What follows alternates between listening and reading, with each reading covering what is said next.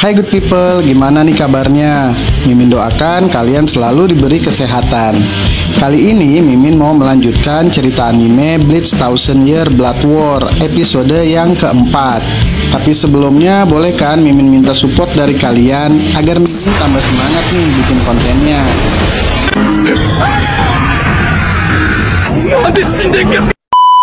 Jadi di awal film ditunjukin nih ada sebuah kepanikan hebat yang terjadi di area Istana Roh Suci, di mana pasukan elit Tyranny Terror mulai menebar teror dengan membantai para Shinigami.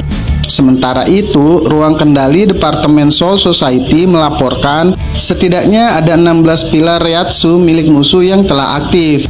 Juga di saat yang sama ada banyak juga Reiatsu Shinigami yang tiba-tiba saja menghilang. Mereka bilang kalau musuh sudah berada di dalam lapisan pelindung roh dan hanya dalam waktu 7 menit sudah ada ribuan nyawa manusia yang mati. Para Tyranny Terror ini bergerak secara terorganisir guys.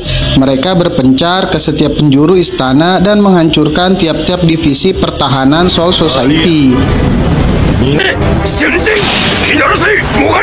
Shin lalu berpindah ke sebuah jalan di depan barak divisi 3. Di sana ada seorang Quincy yang sudah membantai puluhan Shinigami. Quincy ini bernama Nananana Najah Corp yang merupakan anggota pasukan elit Tyranny Terror yang berjuluk Underbelly. Quincy ini memiliki kemampuan mendeteksi kelemahan Reiatsu dan memberikan kelumpuhan pada lawannya. Di saat yang sama, Kapten Divisi 3 bernama Rojuro Otoribashi datang dan menghadang Quincy ini. Sementara itu, di depan gerbang masuk Kokuryo juga muncul seorang Tyranny Terror. Quincy ini bernama Jagrem yang berjuluk B for the Balance. Dia berhasil masuk dan membelah Shinigami. Kemudian Quincy juga muncul di barak divisi 6 dekat menara. Di sana hadir juga seorang Tyranny Terror yang bernama S-Note. Quincy berlabel F ini memiliki julukan The Fear, di mana kemampuan S-Note adalah memancing ketakutan musuh. Itulah mengapa para Shinigami yang bertugas di sana jadi lari ketakutan. Bahkan para mayat pun masih berteriak kesakitan.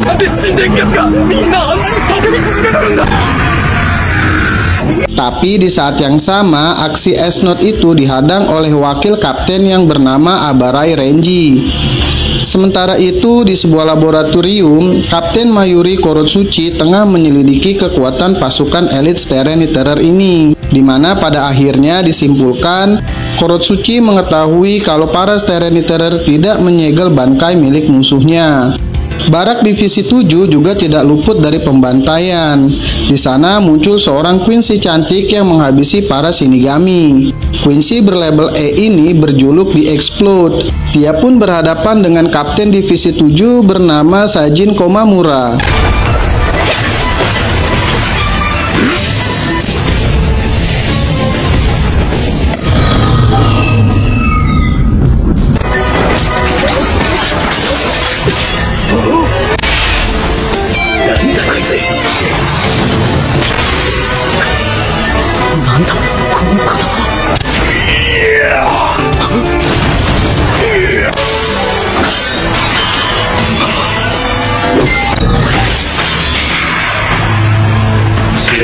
Pasukan elit Quincy ini benar-benar hebat guys.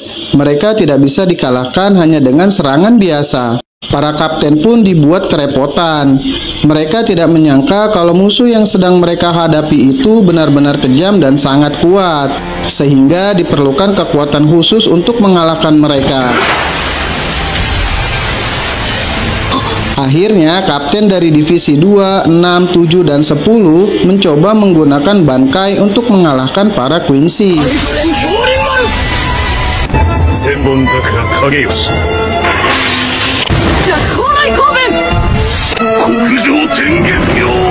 Padahal Renji sudah memberi peringatan kalau para Quincy ini dapat menyerap bankai milik orang lain.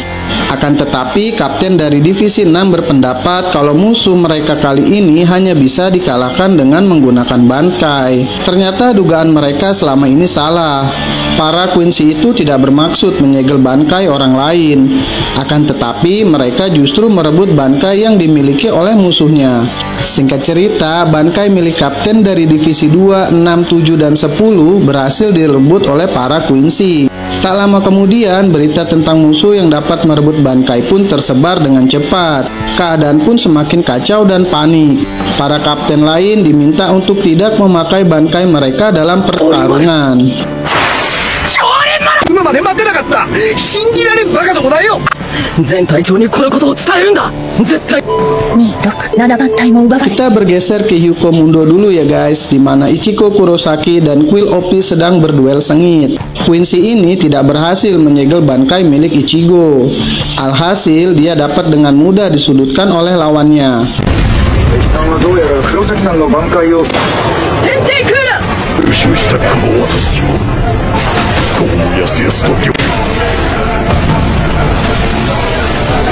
Quill Opi yang emosi tidak menyadari kalau reisi miliknya jadi terganggu. Lalu tanpa ada kesulitan, Urahara berhasil memberikan serangan mematikan terhadap Quill Ki.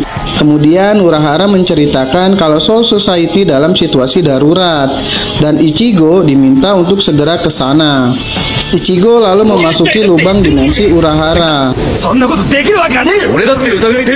Sementara itu, kapten di divisi 8 yang bernama Sunsui Kyoroku juga kesulitan menghadapi seorang Stereniterer.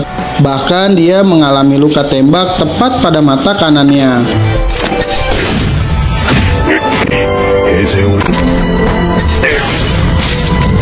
Dan di saat yang bersamaan, ternyata Quill Opi belum sepenuhnya kalah.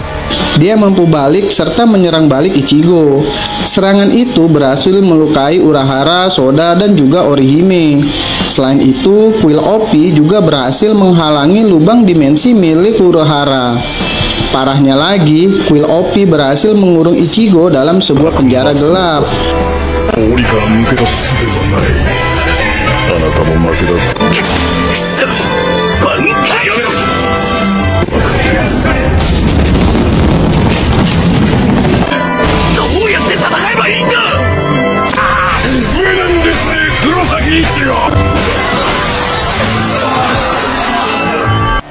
Nah guys, kira-kira apa yang akan terjadi selanjutnya? Mampukah Ichigo keluar dari penjara Quill Opi?